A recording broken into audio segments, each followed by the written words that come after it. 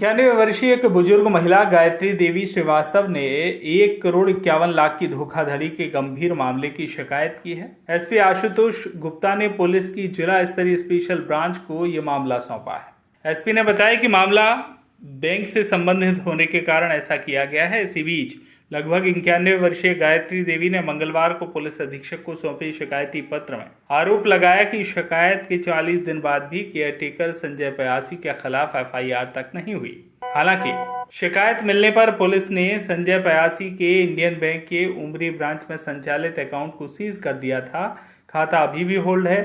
रोडांग निवासी 91 वर्षीय गायत्री देवी श्रीवास्तव पत्नी कौशल प्रसाद ने 19 अगस्त को कुलगांव पुलिस को लिखित शिकायत देकर केयरटेकर संजय पयासी मुख्तियारगंज पर 1,51,00,000 की धोखाधड़ी के आरोप लगाए थे। आरोप है कि कूट रचना कर केयरटेकर उनके बैंक अकाउंट में नॉमिनी बना। उसने फर्जी हस्ताक्षर अंगूठा निशानी कर चेक बुक हासिल की और इन्हीं फर्जी चेक से 1,51,00,000 रुपए अपने अकाउंट में ट्रांसफर कर लिए, लेकिन उन्हें इस कैश ट्रांसफर का इंडियन बैंक की रीवा रोड स्थित संध्याकालीन ब्रांच से मोबाइल अलर्ट मैसेज तक नहीं मिला। बैंक के सामने भूख हड़ताल की चेतावनी। पुलिस अधीक्षक के अलावा एसडीएम सिटी को सौंपे ज्ञापन में गायत्री देवी श्रीवास्तव ने चेतावनी दी कि अगर 7 दिन के अंदर कार्रवाई नहीं हुई तो वह इंडियन बैंक की संध्याकालीन शाखा के सामने आमरण अनशन पर बैठ जाएंगी। इस मामले में एलएम गौतम शर्मा ने कहा कि केयरटेकर का अकाउंट सीज कर दिया गया है। जांच में पुलिस को पूर्ण सहयोग दिया जा रहा है।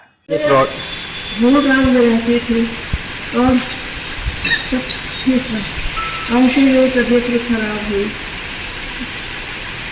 अब आज का बच्चों के पास में हूँ, बच्चे मेरे पास है। मेरे साथ एक आदमी कभी कभी आता था, वकील था, वो संजय पयासी करके आता था तो ठीक था, कोई काम हो तो बता दीजिए। कभी जो बात कह देते थे, कभी हॉस्पिटल जाना, कभी इससे ज़्यादा कोई कभी घरेलू कोई काम से हमने नहीं दिया। वो पता नहीं कहाँ सब हमारा घर का बर्बाद कर दिया। बच्चों के खिलाफ क्या क्या बातें करा, ये सब मेरे पैसे मैं चाहती हूँ कि दूसरे फ्रॉड किया है उसको निकाल किया जाए और मेरा पैसा दिलाया जाए। मैं बहुत परेशान हूँ, मैं बहुत परेशान। क्या क्या फ्रॉड किया उसने? मैंने फ्रॉड किया है इतना कि मेरे घर का दरवाज़ा तोड़ा, सब कुछ करा और सब करके बहानाबाजी करता रहा। हम तो घर में कुछ भी नहीं बताए थे हम कुछ कर रहे हैं, ऐसा कुछ नहीं बताया, कभी हमको नहीं पता। जब हम यहाँ आए पता, बच्चों ने हमारा जानकारी मिली, तब बैंकों में पता जानकारी मिला, बाद में हमको पता चला, तब सब भटक रहे हैं। कितना पैसा था आपका बैंक से? पैसा तो बहुत था, पैसा बहुत। तो अभी लगभग कितना था? 1.5 करोड़ से ऊपर था। अच्छा। हाँ, वो पैसा ऐसा गायब हुआ तो मैं क्या गया। किसने गायब किया ये पैसा? ये पैसा मेरे को लगता है कि संजय किया, संजय, क्योंकि वही सब पेपर ऊपर सब। पूरा नाम क्या लिखता है वो?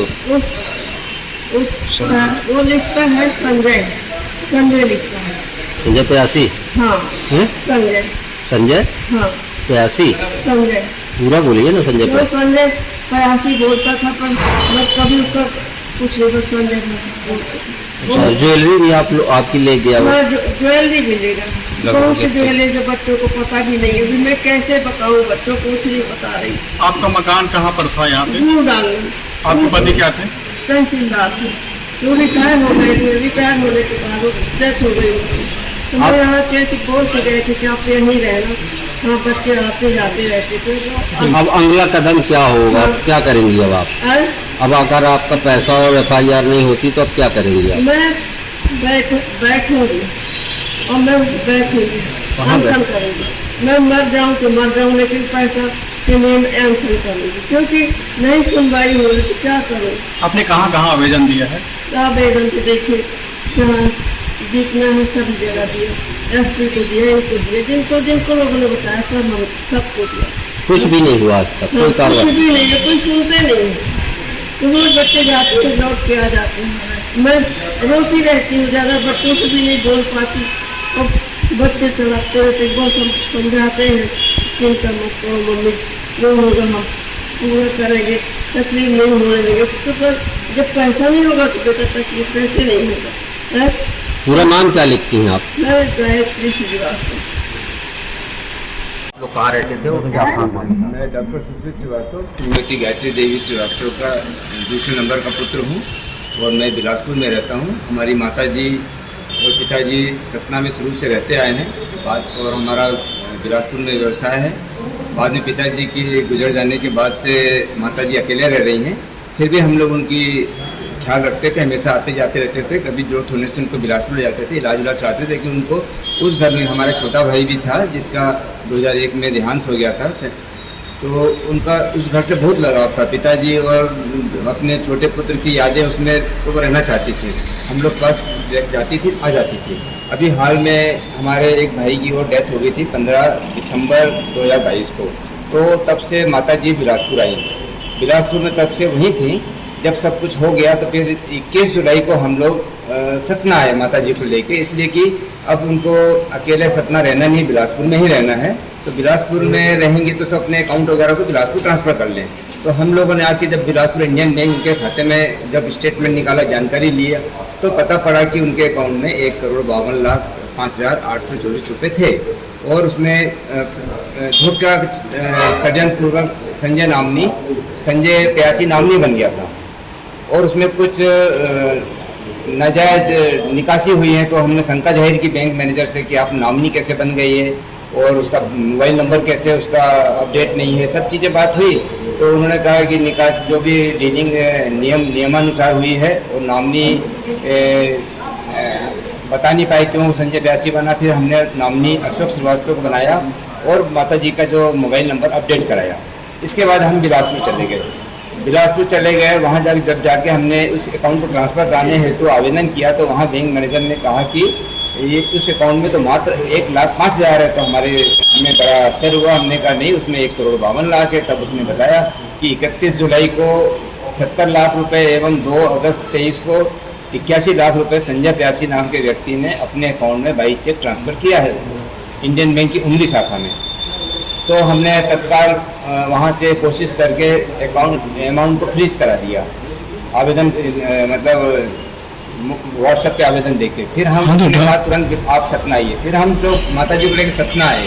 सतना आने के बाद जब हमने इस सारी कार्रवाई के लिए बैंक गए, सब गए, हमने एसपी को आवेदन दिया, कोल्हुआ थाना प्रभारी को दिया, सीएसपी को आवेदन दिया और 1.25 महीने तक, 1.5 महीना हो गया, अभी तक एफआईआर भी दर्ज नहीं की गई और उनके द्वारा कहा गया कि आप कोर्ट में चले जाइए।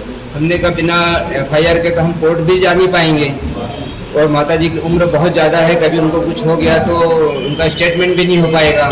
तो आप हमारा एफआईआर कर लीजिए ताकि हम उनका स्टेटमेंट को 164 में स्टेटमेंट ही करा लें।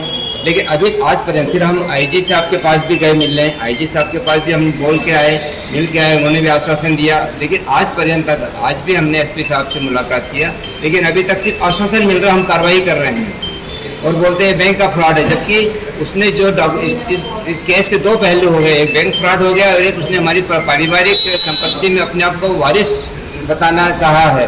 तो जो फ्रॉड वो कर रहा है उसके इन्वेस्टिगेशन पुलिस द्वारा तो किया जाना चाहिए। बैंक से भी जो अगर बैंक ने फ्रॉड किया तो उसका इन्वेस्टिगेशन भी तो पुलिस को करना चाहिए।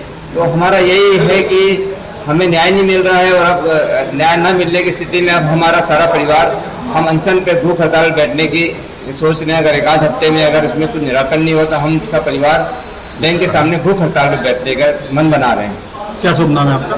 मैं डॉक्टर सुशील श्रीवास्तव, बिलासपुर से। सतना से राघवेंद्र सिंह की रिपोर्ट।